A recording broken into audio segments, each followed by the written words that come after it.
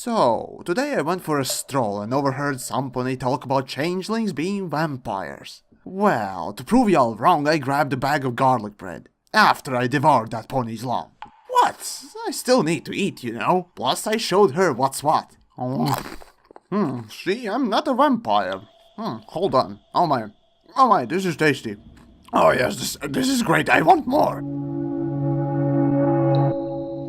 Right, so on to the topic. As Maud finally gets the doctorate, she searches for a new place to continue studying geology, and gets stoned. Yeah, okay, lame jokes are lame. Anyways, it has been pointed out that each Pie sister represents a different type of emotional state or mindset, while Maud is the phlegmatic one, and gets almost as much fandom love as Marble. I adore Limestone the most, because, well, come on, it's obvious. We're about the same. But anyways, in the train on the way to Ponyville, Maud and Pinkie lay down the much needed exposition, and as a transitory piece, it's very well done. Well, did I just go technical on this thing? Actually, now that I think of it, throughout the episode there is this informative, smartish vibe going, with all the facts, names and whatnot else. Though younger viewers won't understand most of it, I really do like a good smart setting. Which is also why I love Futurama in the first place. As the story moves on, Maud explains that she's considering Ponyville just because she could meet a friend that would get her someone else other than Rox and her family. And here we see how subtle characteristics can be introduced subtly. I love it! See, this is how you do a great character building, everyone. And that's all thanks to the fact that Maud expresses no visible emotions, so restrictions make writers be clever in their writing, and it pays off. Yes, I'm looking at you, comic writers. But anyways, as Pie Sisters get off the train in attempts to show off how great Ponyville could be, Pinkie takes Maud for a little trip around. That includes...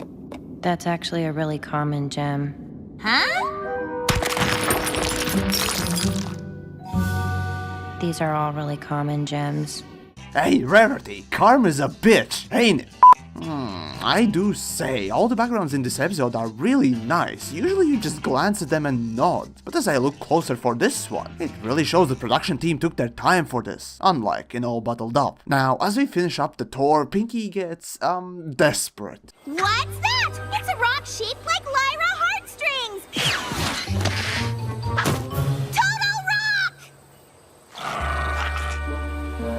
I just adore this bit. As the plot moves on, Starlight literally bumps into Maud, and apparently not for the first time. It seems that writers decided to tie both characters in the most awkward way possible, by a pointless flashback. Yes, fillies and gentlecoats, prepare for My Little Pony to become the next Naruto. Oh, I just can't wait for those useless flashbacks they will pull for Flurry Heart. Anyways, flashback also signifies that we might learn more about Starlight's past as the season moves on. So, if I'm right, there will be more flashbacks, don't you worry. How do I know this? Well, I'll tell you later. Anyhow, Starlight's presence here feels like a shoehorn. And yes, I love this word and I shall abuse it much like those 10 other dead horses in my pantry. Yeah, sure, in season 1 Twilight was featured in almost every episode, but at least for Starlight, show's creators are pulling back a little. Now, I complain about this because otherwise, well, what kind of an asshole would I be if I didn't? But on serious note though, personally, I think there was one more character in the Ponyville that could have used the screen time. Zecora. I honestly think that Maud and Zecora would play off each other extremely well too. Though our Zebra Sage had easier time integrating, she is the wise old sage archetype and could guide Maud a bit. And since they both have similar experiences with ponies, this could have worked. Each of them have unique quirks, but most of all, they both are intelligent, which should make for an amazing pairing. I seriously do wonder if I'm the only one who thinks this way. Still, Maud ends up living in Ponyville just like Zecora. I mean, come on, it's perfect! Actually, speaking of Maud's new digs... Oh, I'm tripping on a rock at this very moment, and now I'm falling down! Oh no! My accidental clumsiness has trapped us here! Hold on, I think... Fuck yes, I did predict this about a month ago! Gotta say, back when I first watched this episode, it was nothing special for me, but now looking back a little, I like how writers didn't go overboard to isolate characters, forcing their interaction. You know, having characters be locked in a cave by accident or something typical as that. No, here we get a setup that's both believable and simple. For whatever reason, I have this feeling that if writers were to redo this episode for currently upcoming season 7, it would involve an explosion, an action scene, and mortal danger. Yep, that's how far MLP has progressed, it seems at times. And this is the proof that I'm the bug horse of premonition. All bow down to my greatness and give me love. Maybe a bit much. That's a tortoise.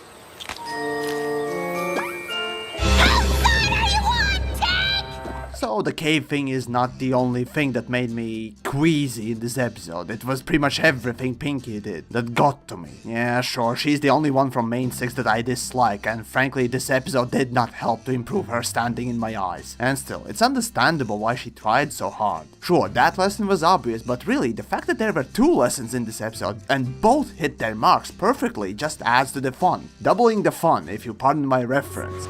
Pinkie Pie? I like Maud. You do? Yeah, she's weird. Hey! No, in a good way. She sees the world in a totally different way than any pony I've ever met.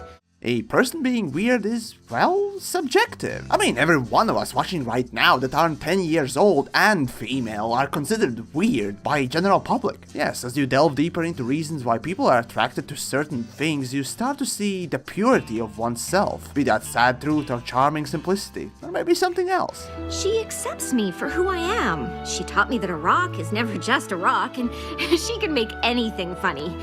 We never had to say it, but we got each other. For Maud, obviously it was the way others reacted to her that made her turn to geology. And when you think about it, you can see the same thing in Fluttershy. And I do have to mention this. The way Starlight played off the brick-faced attitude of Maud certainly was a wonderful thing to see. For me, if you toss out Pinky completely, humor for this episode was perfect. Oh, I mean great.